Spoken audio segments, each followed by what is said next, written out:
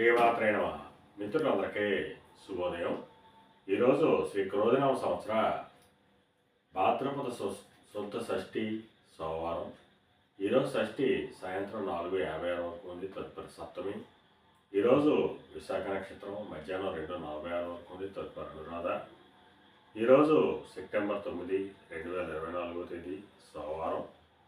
ఈరోజు దుర్ముహూర్తం మధ్యాహ్నం 2:50 అయితే 3:40 వరకు ఉంది.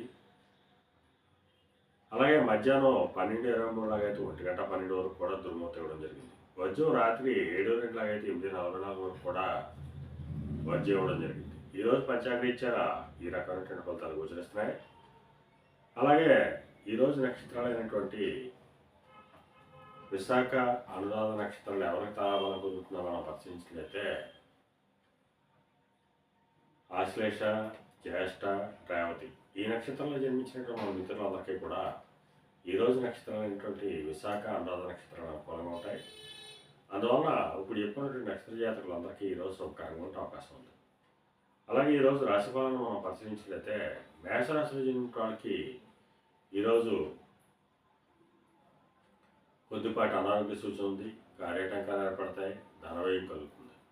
వృషభ రాశిలో జన్మించిన వాళ్ళకి కళత్రపూర్వక ధనలాభం కలుగుతుంది. చేసేటువంటి కార్యములందు విజయం లభిస్తుంది.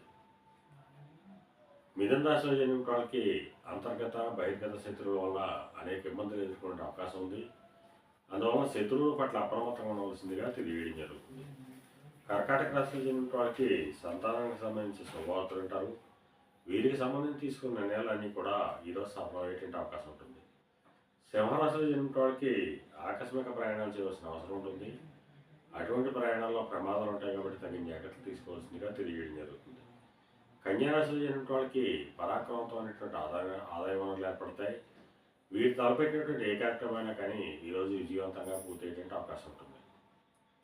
తులారాశిలో జన్మించిన వాళ్ళకి ధనాదాయ వనరులు పెరుగుతాయి. ఆదాయం పెరిగేటువంటి అవకాశాలు సమృద్ధిగా పెరిగేటువంటి అవకాశం ఉంటుంది. వృశ్చిక రాశిలో జన్మించిన వాళ్ళకి గత కొద్ది రోజులుగా పడుతున్న ఇబ్బందులు పూర్తిగా తొలగిపోయి కొద్దిపాటి కార్యజయం కలుగుతుంది. ధనురాశిలో జన్మించిన వాళ్ళకి అతి సామాన్యంగా ఉంటుంది. అనారోగ్య సూచన ఉంది. ధనవ్యయం కలుగుతుంది. మకర రాశిలో జన్మించిన వాళ్ళకి చేసేటువంటి వ్యాపారాలు లాభసాటిగా సాగేటువంటి అవకాశం ఉంటుంది. కుంభరాశిలో జన్మించిన వాళ్ళకి నిరుద్యోగులకి ఉద్యోగ అవకాశాలు పెరుగుతాయి. ఉద్యోగస్తులకు ప్రమోషన్ కానీ ఇంక్రిమెంట్ కానీ వచ్చేటువంటి అవకాశం ఉంటుంది. మేన రాశిలో జన్మించిన వాళ్ళకి పితృరాజధానికి సంబంధించి శుభవార్తలు ఉంటారు. పితృవర్గీయులతో ఉన్నటువంటి విరోధాలు కూడా సమసిపోయేటువంటి అవకాశం ఉంటుంది. ఈరోజు ద్వాదశ రాశి యొక్క ఫలితాలు ఈ రకంగా తెలియజేయడం జరిగింది. అలాగే ఈరోజు సముద్రయానం చేసిన వాళ్ళకి కానీ, సముద్ర ఉత్పత్తులు విక్రయం చేసిన వాళ్ళకి కానీ ఈరోజు మిక్కిలి శుభదాయకంగా, లాభదాయకంగా అవకాశం ఉంది. అలాగే ఫైనాన్స్ రంగంలో ఉన్న వాళ్ళకి కానీ, బ్యాంకింగ్ రంగంలో ఉన్న వాళ్ళకి కానీ, మొదటి వస్తువులు విక్రయాలు చేసిన వాళ్ళకి కానీ ఈరోజు మిక్కిలి శుభదాయకంగా, లాభదాయకంగా అవకాశం ఉంది.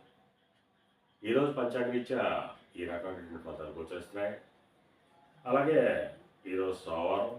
అందువల్ల ఆ చంద్రశేఖరుణ్ణి ఆవు పాలతో అభిషేకించినట్లయితే సర్వసభలు కలుగుతాయని చెప్పి శాస్త్రీత్యా తెలియడం జరుగుతుంది. అలాగే ఈరోజు లేత పసుపు వస్త్రాలు కానీ లేదా దవడ వస్త్రాలు కానీ ధరించినట్లయితే సర్వసభలు కలుగుతాయని చెప్పి శాస్త్రీత్యా తెలియడం జరుగుతుంది. అలాగే ఈరోజు అదృష్ట సంఖ్యలుగా 1, 3, 9 తెలియడం జరుగుతుంది. ఈ అదృష్ట సంఖ్యలు ఏంటంటే మన మిత్రులందరికీ కూడా ఈ రోజంతా శుభకరంగా ఉండే అవకాశం ఉంది. అలాగే మరలా రేపు శుభోదయం కార్యక్రమంలో మరలా కలుసుకుందాం. అంతవరకు మన మిత్రులందరికీ మరొకసారి శుభోదయం. ఇట్లు మీ పెద్దబాబు సిద్ధాంతి గోళాల